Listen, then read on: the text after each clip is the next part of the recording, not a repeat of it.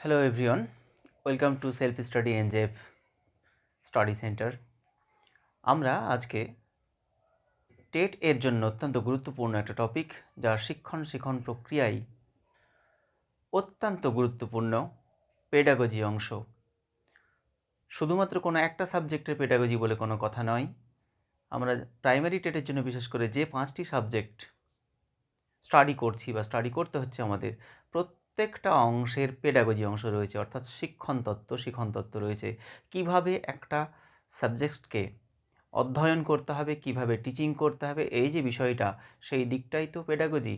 সেই পেডাগজিরই একটা কমন অংশ, অর্থাৎ প্রত্যেকটা সাবজেক্টের পেডাগজির একটা কমন অংশ নিয়ে আজকে চর্চায় এসেছি, যে অংশটা আমাদের কাছে অনেক সময় জটিল আকার ধারণ করে, অর্থাৎ একটা বিষয়ের সঙ্গে আরেকটা বিষয় গুলিয়ে যায়, অথবা হয়তো বুঝে উঠতেই প্রবলেম হয় যে এই বিষয়গুলো একটার সঙ্গে আরেকটা ইন্টার রিলেটেড, নাকি বিষয়গুলো আলাদা আলাদা। আর দেরি না করে আমি শুরু করছি কোন বিষয়ের আলোচনা করতে যাচ্ছি। যেমনটা সামনে বোর্ডে রয়েছে, নির্মিতিবাদী তত্ত্ব বা নির্মিতিবাদ। এই নির্মিতিবাদ আমরা মোটামুটিভাবে জানি, হয়তো পিকক মডেল শুনেছি, হয়তো আইকন মডেল শুনেছি, হয়তো 5E মডেল শুনেছি হয়তো। এইগুলো কি আমাদের কাছে পুরোটা পরিষ্কার? এগুলোর মধ্যে কি কোনো ইন্টার রিলেশন আছে, নাকি এই পুরো বিষয়টা আলাদা আলাদা? আজকে আমাদের এই একটা ভিডিওতেই পুরো বিষয়টা ক্লিয়ার হবে আশা রাখছি। বিষয়টা এরকম, পুরনো দিনের যদি কথা ধরা হয়, কিছুকাল আগেও, সেক্ষেত্রে একজন শিক্ষককে গুরু হিসেবে ধরা হতো বা জ্ঞানের ভাণ্ডার হিসেবে ধরা হতো। পরবর্তীতে দিন বদল হয়েছে। তখনকার দিনে শিক্ষক কেন্দ্রিক শ্রেণীকক্ষ ছিল। পরবর্তীতে বলা হলো, না, শিক্ষক কেন্দ্রিক শ্রেণীকক্ষ নয়, শিক্ষার্থী কেন্দ্রিক শ্রেণীকক্ষ হতে হবে। শিক্ষার্থী কেন্দ্রিক যদি শ্রেণীকক্ষ হতে হয়, তাহলে সেক্ষেত্রে শিক্ষিকার শিক্ষক কিংবা শিক্ষিকার পরিবর্তে শিক্ষার্থীদের ভূমিকাটাই সক্রিয় হবে বেশি, এবং সেখানে শিক্ষার্থী শুধুমাত্র শিক্ষকের কাছ থেকে বা শিক্ষিকার কাছ থেকে জ্ঞানটা নেবে না, জ্ঞানটা নিজে অর্জন করবে এবং নির্মাণ করবে। অর্থাৎ সেখানে শিক্ষক কিংবা শিক্ষিকা তাদের সহায়তায় শিক্ষার্থীরা তাদের শ্রেণীকক্ষের মধ্যেই হোক কিংবা শ্রেণীকক্ষের বাইরে হোক, জ্ঞানের নির্মাণ ঘটবে, তাদের জ্ঞানটা তৈরি হবে বিভিন্ন কাজের মাধ্যমে, হাতে নাতে কাজের মাধ্যমে। সেই বিষয়টাই হচ্ছে নির্মিতিবাদ। সেই নির্মিতিবাদী তত্ত্বটা এখানে কিছুটা উল্লেখ করা আছে, আমরা দেখব। যারা এখানে মোবাইল থেকে দেখছি, তারা এটাকে জুম করে দেখে নিতে পারবো বিষয়গুলো। প্রথমত এই নির্মিতিবাদ বিষয়, নির্মিতিবাদের মধ্যে আইকন এবং 5E মডেল আসবে। পাশে CCE লেখা আছে, পিকক মডেল লেখা আছে। আমি একটা ওভারভিউ দেওয়ার চেষ্টা করছি যে এদের মধ্যে কি কোনো ইন্টার রিলেশন আছে, নাকি এরা সম্পূর্ণ আলাদা। বিষয়টা এরকম, শ্রেণীকক্ষ যখন শিক্ষার্থী কেন্দ্রিক হবে, টিচিং লার্নিং প্রসেসটা যখন শিক্ষার্থী কেন্দ্রিক হবে, জ্ঞানের যখন নির্মাণ হবে, তখন সেটা তো হচ্ছে নির্মিতিবাদী তত্ত্ব বা নির্মিতিবাদী শিক্ষা। এই নির্মিতিবাদী শিক্ষাটা শিক্ষার্থী কেন্দ্রিক হওয়া উচিত। শুধুমাত্র এই উচিত বলে থেমে গেলেই তো চলবে না। কিভাবে শিক্ষার্থী কেন্দ্রিক শ্রেণীকক্ষ হবে, শিক্ষার্থী কেন্দ্রিক শ্রেণীকক্ষে জ্ঞানের নির্মাণটা কোন পদ্ধতিতে হওয়া উচিত, কিভাবে হবে, তার কিছু গাইডলাইন রয়েছে। সেই গাইডলাইনগুলো এক একটা মডেল হিসেবে প্রচলিত। তার মধ্যে একটা আমরা দেখব আইকন মডেল, এবং আরও একটা দেখব আমরা 5E মডেল। এই মডেলগুলো আলোচনা তত্ত্বে গিয়ে দেখলে আমরা দেখব যে যখন একটা কোনো বিষয় শিক্ষার্থীদের সামনে উপস্থাপন করা হলো, তারা যখন তাদের সেই উপলব্ধ জ্ঞানের, পূর্ব অর্জিত জ্ঞানের সঙ্গে সমন্বয় করে নতুন জ্ঞানের যখন নির্মাণ ঘটাবে, সেই নির্মাণ কতটুকু হয়েছে বা কতটুকু হয়নি, সেই বিষয়ে তাদের একটা এভ্যালুয়েশন হওয়া উচিত, মূল্যায়ন হওয়া উচিত। সেই মূল্যায়ন প্রক্রিয়াটা আমরা এখানে লক্ষ্য করে দেখব, CCE নামে পরিচিত। সেই মূল্যায়ন প্রক্রিয়াটাও কিভাবে হবে, কি কোন পদ্ধতিতে হওয়া উচিত, সেই পদ্ধতিটাও আবার বলে দেবে পিকক মডেল। তার মানে আমরা এখানে একটা ওভারভিউ যেটা দেখতে পারলাম, যে এদের মধ্যে একটা ভালো ইন্টার রিলেশন আছে, কখনোই বিচ্ছিন্ন বিষয় নয় এরা। নির্মিতিবাদী শ্রেণীকক্ষ, সেখানে কোন পদ্ধতিতে শিক্ষণ প্রক্রিয়া এগিয়ে নিয়ে যাওয়া যাবে বা শিক্ষণ প্রক্রিয়া এগিয়ে যাবে, সেটা হচ্ছে আইকন মডেল বা 5E মডেলের মাধ্যমে এগিয়ে যাবে। তাদের যে মূল্যায়নের প্রক্রিয়াটা ওখানে আছে, সেই মূল্যায়ন হতে হলে তারও একটা পদ্ধতি দরকার, সেই পদ্ধতিটা পিকক মডেল বলে দেবে। আমরা একে একে এবার একটু ডিল করব বিষয়গুলো। নির্মিতিবাদী শ্রেণীকক্ষ বা নির্মিতিবাদ বিষয়টা কি? যেমনটা উল্লেখ আছে যে টিচিংয়ের ওল্ড কনসেপ্ট অনুযায়ী শিক্ষক জ্ঞান ভাণ্ডার হিসেবে ধরা হতো তখন, এবং সেক্ষেত্রে সেই শিক্ষার্থীদেরকে খুব একটা গুরুত্ব দেওয়া হতো না। শিক্ষার্থীরা শুধুমাত্র শ্রোতা হিসেবে, শিষ্য হিসেবে শুনবে, জ্ঞান লব্ধ করবে, উপলব্ধ করবে, সেই পর্যন্তই ছিল। ওল্ড মেথডগুলোকে বলা হতো জাগমাগ মেথড কিংবা চকটক মেথড বলা হতো। পরবর্তীতে ধারণা পরিবর্তন হয়েছে। নিউ কনসেপ্ট অনুযায়ী শিক্ষার্থীদের জ্ঞানের নির্মাণ হবে। এটি হলো নির্মিতিবাদী শিক্ষা বা শিক্ষা পদ্ধতি। জ্ঞানের নির্মাণ ঘটবে। মূল কথাটা কি? পূর্বজ্ঞান ও অভিজ্ঞতার দ্বারা নতুন জ্ঞানের নির্মাণ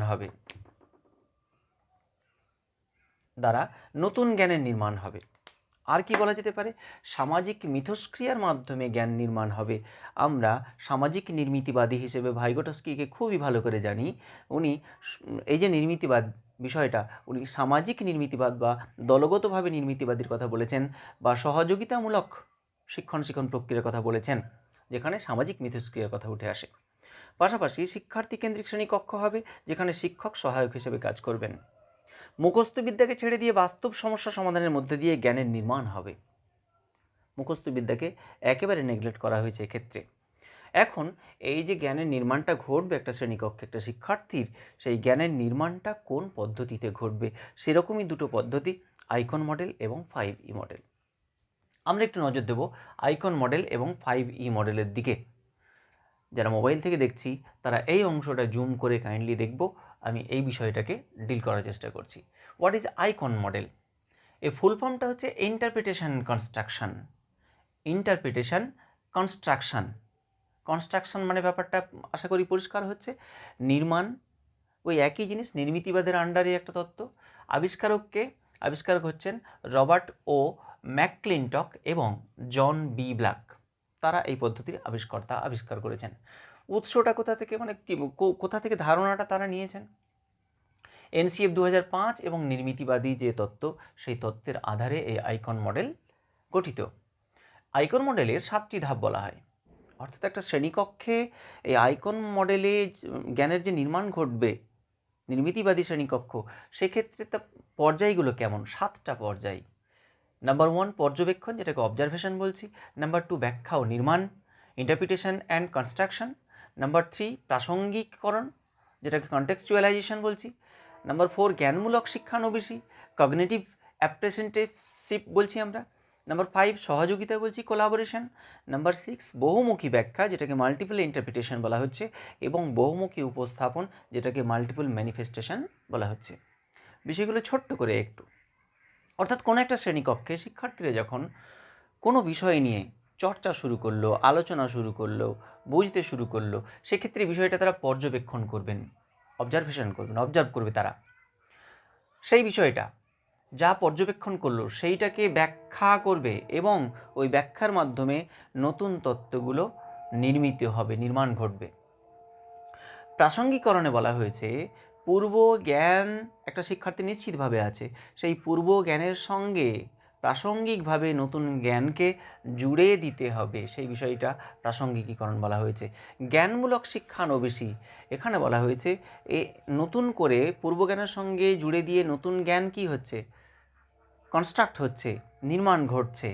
এখানে শিক্ষানবিশি বলতে এই যে শিখতে যাচ্ছে শিক্ষার্থীরা, জ্ঞান আহরণ করতে যাচ্ছে, আহরণ মানে জ্ঞানের নির্মাণ করতে যাচ্ছে, সেই বিষয়টা। সহযোগিতার কথা বলা হয়েছে। আমি একটু আগেও বলেছি নির্মিতিবাদী শ্রেণীকক্ষের বিষয়টাই হচ্ছে সহযোগিতামূলক। তাহলে একে অপরে তারা সহযোগিতা করবে, দলগতভাবে কাজ করবে। বহুমুখী ব্যাখ্যা, কোনো একটা বিষয়ে তার বহুমুখী ব্যাখ্যা আসবে। একজন একরকমভাবে ভাবছে, আরেকজন আরেক রকমভাবে ভাবছে, কিংবা একজনই বহু রকমভাবে ভাবছে, এই বহুমুখী ব্যাখ্যা তারা করবে। বহুমুখী উপস্থাপন, তার নিজস্ব চিন্তাভাবনা কোনো একটা বিষয় নিয়ে বহু রকমভাবে তারা উপস্থাপন করবে। এভাবে যদি কোনো একটা বিষয়কে এগিয়ে নিয়ে যাওয়া যায়, তাহলে দিনের শেষে সেই বিষয়টা, তার জ্ঞানটা মুখস্থ জ্ঞান হবে না, সেই জ্ঞানটা সে নির্মাণ করলো, এই হচ্ছে আমাদের আইকন মডেলের 7টি ধাপের মাধ্যমে নির্মিতিবাদী শ্রেণীকক্ষে জ্ঞানের নির্মাণ কিভাবে ঘটতে পারে তার একটা মডেল। আসছি আমরা পরবর্তী মডেলে। এই অংশটা আমরা জুম করে দেখব। 5E মডেল টেটের জন্য অত্যন্ত গুরুত্বপূর্ণ, যেটা 2022 সালের যে এক্সাম, সেই এক্সামে কিন্তু এসেছিল। এই 5E মডেলে 5টা ধাপ পরপর সাজাতে দিয়েছিল। আবার এগুলো থেকে কোশ্চেন আসতেই পারে। তাহলে নির্মিতিবাদী শ্রেণীকক্ষে কীভাবে শিক্ষণ প্রক্রিয়া এগিয়ে যেতে পারে তার আরও একটা মডেল হচ্ছে 5E মডেল। আবিষ্কারককে বাইবি এবং ল্যান্ডেস 1990-তে তারা এটা গঠন করেছিল বা অবধারণা দিয়েছিল। উৎসটা কি? নির্মিতিবাদ। সেই নির্মিতিবাদী শ্রেণীকক্ষে এই 5E মডেলের মাধ্যমে আমরা শ্রেণী শিক্ষণকে এগিয়ে নিয়ে যেতে পারবো। প্রয়োগটা কোথায়? না, আমরা এমনিতেই বিএড কিংবা ডিএড করতে গিয়ে জেনেছি যে কোনো একটা ক্লাস যদি আমাকে নিতে হয় তাহলে তার আগে সেটা লেসন প্ল্যান করতে হবে। এই 5E মডেলের মাধ্যমেই সেই লেসন প্ল্যানগুলো আমরা করে এসেছি বা করতে হয়। শ্রেণীকক্ষে 5E মডেলের এই যে 5টা ধাপ, সেই 5টা ধাপে আমরা এগিয়ে যাব। নাম্বার 1, এনগেজমেন্ট বা সংযুক্তিকরণ। প্রথম কথাই হচ্ছে একটা শ্রেণীকক্ষে যতজন শিক্ষার্থী থাকবে সমস্ত শিক্ষার্থীকে বিষয়ের প্রতি এনগেজ করতে হবে। যা চর্চা হতে যাচ্ছে সেই বিষয়ের সঙ্গে এনগেজ করতে হবে। এখানেই শিক্ষকের ভূমিকা। উনি কিভাবে সমস্ত শিক্ষার্থীকে এনগেজ করছেন বিষয়ের সঙ্গে বা ক্লাসটাই বা শ্রেণীকক্ষে, সেইটা তার দক্ষতার উপর নির্ভর করছে এবং সে ব্যাপারে তাকে দক্ষ হতে হবে। সংযুক্তিকরণ হয়ে গেল। নেক্সট, এক্সপ্লোরেশন, অর্থাৎ অনুসন্ধানমূলক প্রক্রিয়ার মাধ্যমে শ্রেণীকক্ষের পাঠদান পরিচালিত হবে। অর্থাৎ এক্ষেত্রে মূলত আমরা ম্যাথ কিংবা সায়েন্সের সাবজেক্টসগুলো বেশি করে দেখি, তবে যে কোনো সাবজেক্টের ক্ষেত্রেই এই অনুসন্ধানমূলক ব্যাপার হতে পারে। যেমন যদি আমি ল্যাঙ্গুয়েজের কথা বলি, সাপোজ ইংলিশ ল্যাঙ্গুয়েজ, তাহলে ইংলিশ ল্যাঙ্গুয়েজে কোনো একটা পেজ বার করে আমি শিক্ষার্থীদের বলতেই পারি যে আচ্ছা, এই পেজের মধ্যে ভাওয়েল দিয়ে যতগুলো ওয়ার্ডস রয়েছে সেই ওয়ার্ডসগুলো খোঁজো দেখি। তাহলে সেক্ষেত্রে সেই পেজে ভাওয়েল দিয়ে যতগুলো ওয়ার্ড শুরু হয়েছে সেই ওয়ার্ডগুলো তারা খুঁজে আবিষ্কার করবে এখানে এখানে আছে, অনুসন্ধান করবে তারা। তাহলে এক্সপ্লোরেশন ঘটছে। এক্সপ্লানেশন, এবার যদি তাদেরকে বলা হয় যে আচ্ছা এই ওয়ার্ডগুলো কেন বেছে নিয়ে এলে, তারা তখন বলবে যে এই ওয়ার্ডের শুরুতে এ আছে, এই ওয়ার্ডের শুরুতে ও আছে, এই ওয়ার্ডের শুরুতেই আমরা দেখছি ইউ আছে, ইত্যাদি ইত্যাদি।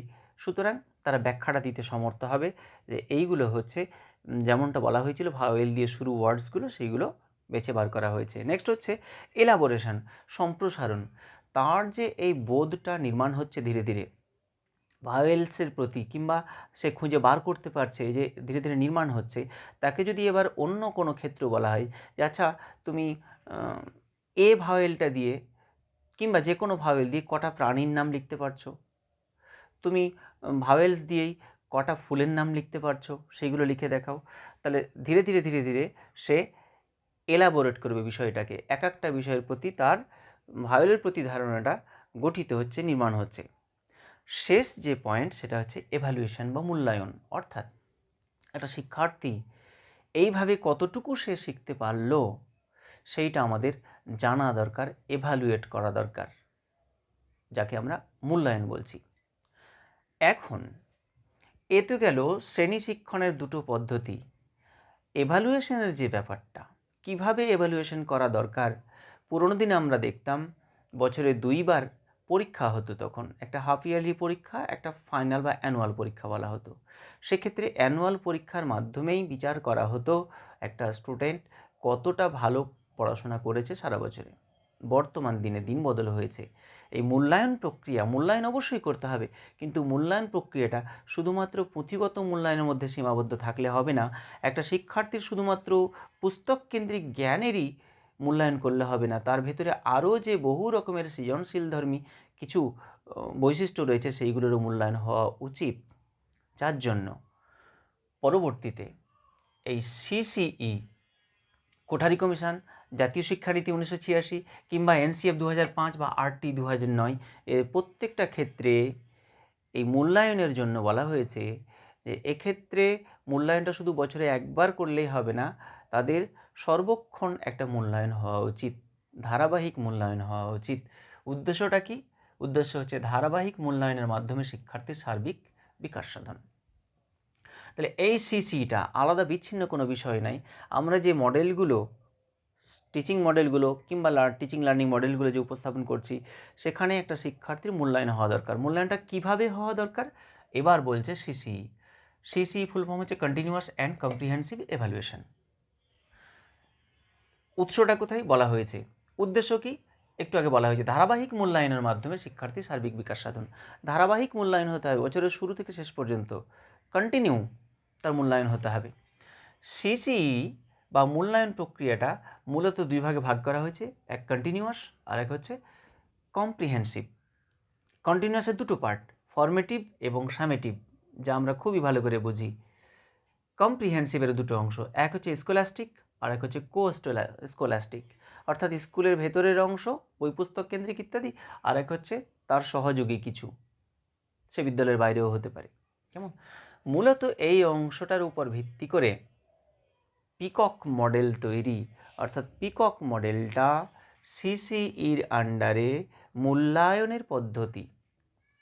পিকক মডেলটা হচ্ছে মূল্যায়নের একটা পদ্ধতি, যেখানে মূলত ফোকাস করা হয়েছে ফর্মেটিভকে, তবে অবশ্যই সামেটিভ সম্পর্কেও তথ্য দেওয়া হয়েছে।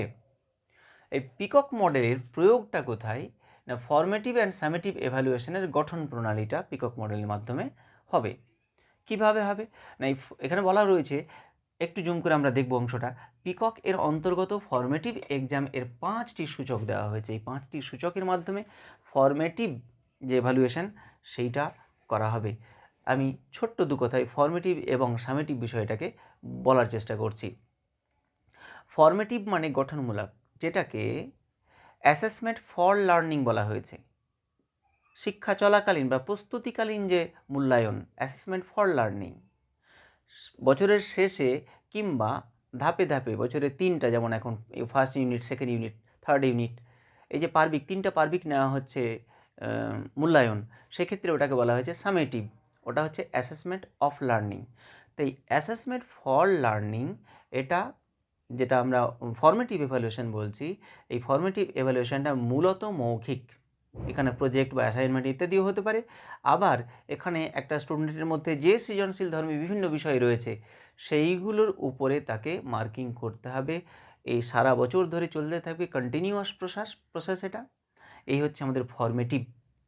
এটা মূলত মৌখিক হয়, বছরে সব সময় চলতে থাকে। এটা গঠনমূলক প্রক্রিয়া, এটা হচ্ছে প্রতিকারমূলক প্রক্রিয়া, অর্থাৎ এর মাধ্যমে সংশোধন ঘটে শিক্ষার্থীর। এই হলো বিষয়। সামেটিভটা সেদিক থেকে বছরে 3বার হয় এবং এটা হচ্ছে বিচারমূলক, অর্থাৎ তার মাধ্যমে নির্ধারিত হয়ে যাবে স্টুডেন্টের গুণমান। সেখানে আর নতুন করে সুযোগ থাকে না আবার সংশোধন করার, কিন্তু ফর্মেটিভে সংশোধন করে আবার ফিরে আসার সুযোগ থাকে, ভালো নিজেকে গড়ে তোলার সুযোগ থাকে। তো এখানে পিকক মডেল অনুযায়ী এই 5টি যে সূচক ফর্মেটিভের, কিভাবে আমি ফর্মেটিভ এভালুয়েশনের অন্তর্গত বা ফর্মেটিভ এভালুয়েশনের মাধ্যমে একটা শিশুকে মার্কিং করব, তার কি দেখব, কোন দিক দেখব? অংশগ্রহণ, পার্টিসিপেশন। শ্রেণীকক্ষের কোনো বিষয়ে সে পার্টিসিপেট করছে কি না, শ্রেণীকক্ষের বাইরে যে বিষয়গুলো উপস্থাপন হচ্ছে, সে কোনো কুইজ হোক, বিতর্ক হোক, কোনো অনুষ্ঠান হোক, বা সাপোজ কোনো বনসৃজন হোক, গাছ লাগানো হোক, বা কিছু একটা হোক, সেক্ষেত্রে কি পার্টিসিপেট করছে? যদি করে তাহলে সে মার্কস পাবে। প্রশ্নকরণ ও অনুসন্ধান, শ্রেণীকক্ষে কিংবা শ্রেণীকক্ষের বাইরে বিভিন্ন ক্ষেত্রে যখন কোনো বিষয় উপস্থাপন হচ্ছে, তার মধ্যে কি কোয়ারি আছে, অনুসন্ধানমূলক কোনো জিজ্ঞাসাসূচক কোনো তার মধ্যে প্রতিক্রিয়া দেখা যাচ্ছে? ব্যাখ্যা ও প্রয়োগের সামর্থ্য, সে কি কোনো বিষয়কে ব্যাখ্যা দিতে পারছে, প্রয়োগ করে দেখাতে পারছে?